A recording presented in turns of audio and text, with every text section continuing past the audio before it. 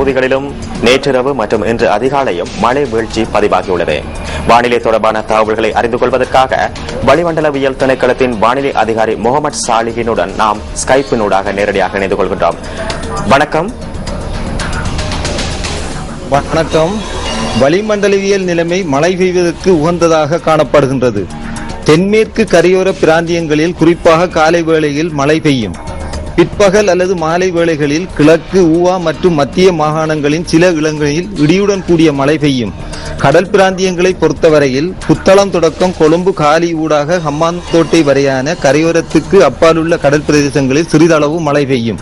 காற்று தென்மேற்கு திசையினூடாக மணிக்கு 20 தொடக்கம் 40 கிலோமீட்டர் வேகத்தில் வீசும்.